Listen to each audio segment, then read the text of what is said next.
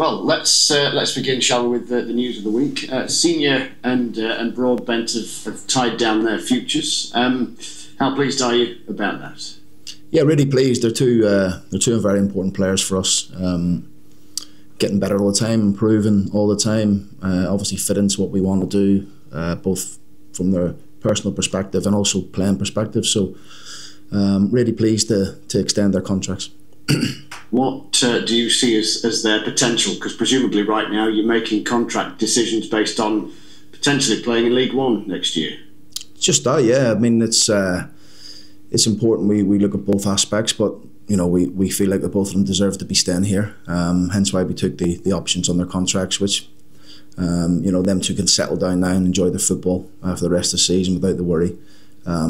But yeah, obviously, look at contracts is always a difficult time at any football club, and you have to try and get them right, you know. And hopefully, with these two, we feel we have. You know, that, like I say, since they've come to the club, both of them obviously playing in non-league football at Halifax and at Boreham Wood, but they've stepped up to the plate at this level very easily. And like I said, particularly George probably played more than Jack this season. He's improving all the time, but when Jack plays, never lets us down. Very, very consistent, and you know, like I say, I'm pleased with the both of them. Does that bring with it a certain mentality and a willingness to move up the ladder?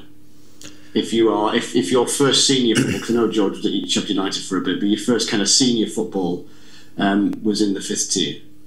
Yeah, I mean, when we sign players, we always look to see what their ceiling is, and we feel like them two have got a high ceiling in terms of where they can play at. And like I say, we've got a lot of players here who we think can do that as well. So yeah, just it was important we did it earlier rather than later for them too, because not everyone has options on their contracts. The ones who do, we've sort of got the ball moving on that, like you see with these two. And yeah, we'll keep trying to add to that in terms of our squad and people who's in contract or out of contract, and just try and improve all the time.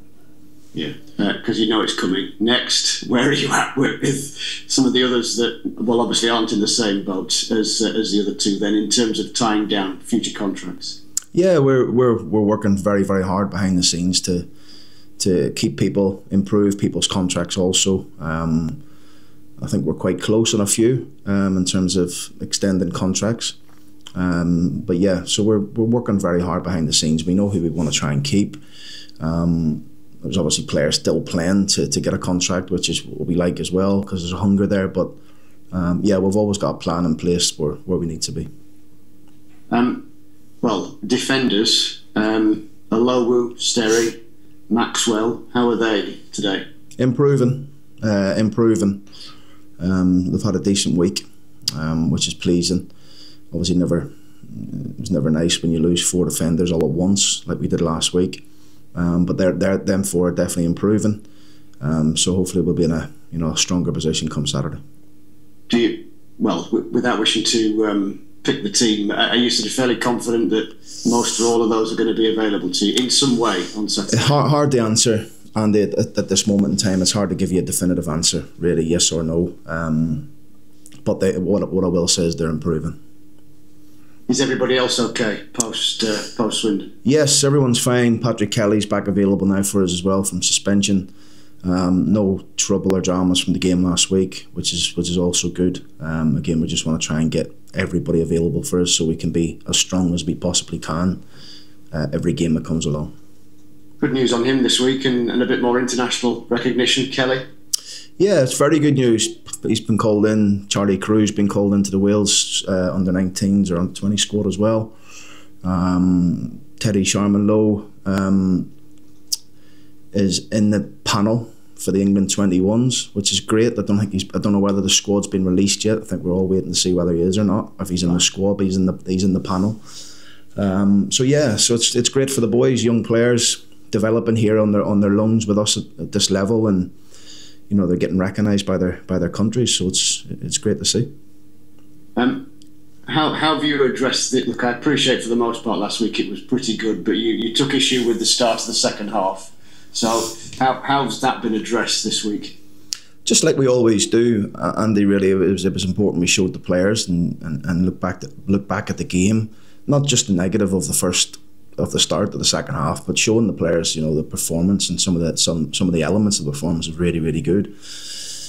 We probably should be more than 2-0 up at half time, but we weren't, and obviously we got caught a couple of times on the break from Swindon, and it's cost us, and we couldn't get the goal. Even though we felt we did score, it was very, very tight.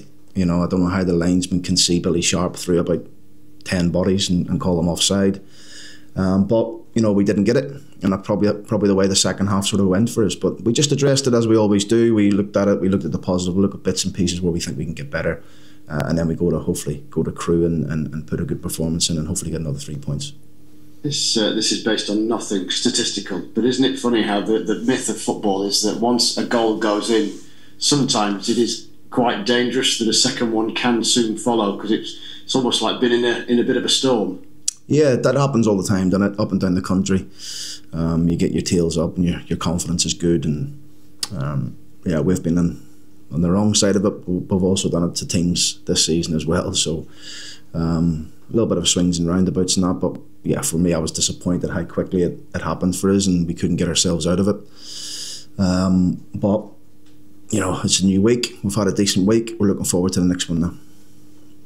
Which is Crewe, which evokes lots of memories too as well for supporters from the playoffs last year. How different are they right now? Well, I think Lee's got a few injuries to take care of there as well. Obviously we had his last week, but he's got a good squad. I feel like he's got stronger. The squad's got stronger from last season for sure. He's got good quality all over the pitch. They're a dangerous team. We know them. Obviously, we've played them quite a bit over the last couple of years. We played really well against them at home. We didn't win the game. We drew. So we know a lot about Crewe. One thing they're good at as well, they can flick from different formations from a 5 to a 4, and they've done that in some of their games. So we just really have to be mindful of how they're going to approach it. But most important thing is we get our own house in order, and we prepare properly to do what we need to do.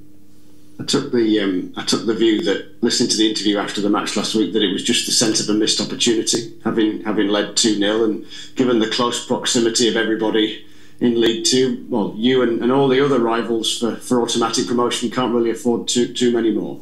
We can't look back and look at what ifs. We have to just look at what's coming up next. Where's the next 3 points? How can we approach this next game? How can we be the best we can be? I think if you start looking back and going, we've dropped points here and we've dropped points there, and you could send your mind into overdrive really. So I think it's important you just look for game by game. The next one obviously is Crewe for us. We'll do our best to go and try and get the 3 points.